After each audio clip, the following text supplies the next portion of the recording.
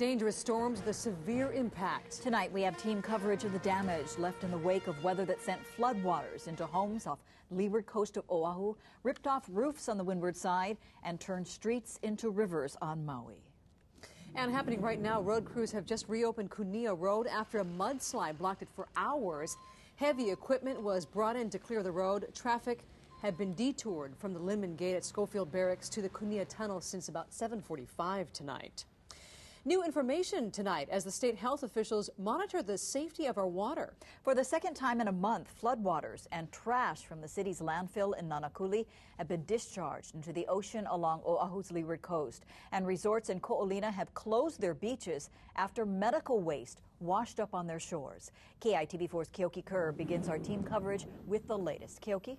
Well, Paula, parts of the leeward coast got close to 1 foot of rain last night, while the city is still trying to build a new stormwater catchment system at its Waimanalo Gulch landfill.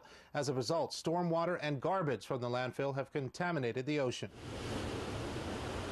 It's not unusual for lots of debris like this we saw today at Nanakuli Beach Park to fill the coastline after a heavy rain. But the state health department says floodwaters carried garbage into the ocean from the city's Waimanalo Gulch landfill last night. Health officials say trash, including medical waste, has washed ashore at the Ko'olina lagoons, and the nearby resorts are closing their beaches until further notice. The last thing anybody would want to have happen, but it has happened, and we're dealing with it as quickly as we can. So health officials are advising the public to stay out of the waters between Ko'olina Resort and the Kahe power plant.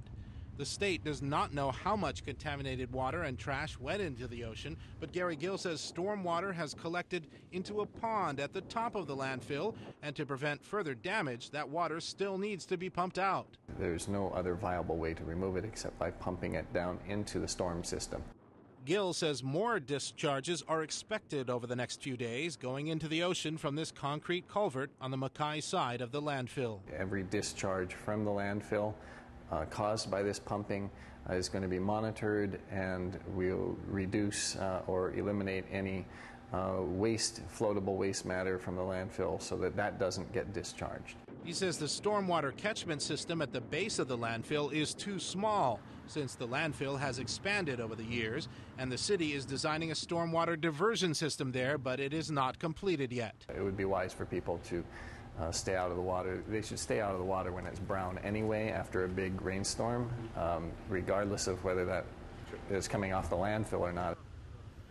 Now, Gill says last night's landfill flooding and a similar episode that happened there just before Christmas will result in the city facing some kind of penalty from the state health department, but he says the state is working with the city to remedy the situation first. We got word of the landfill flooding incident just as the offices of the city and its landfill contractor were closing this afternoon, and we left messages for them but did not hear back tonight. Paula? All right, Keoki, thank you. Well, the waters off Ko'olina aren't the only areas of concern. In Waianae, more than 27,000 gallons of waste flowed into Kavivi and Kaupuni streams, and 1,000 gallons discharged out of another sewer on Maipalaoa Street.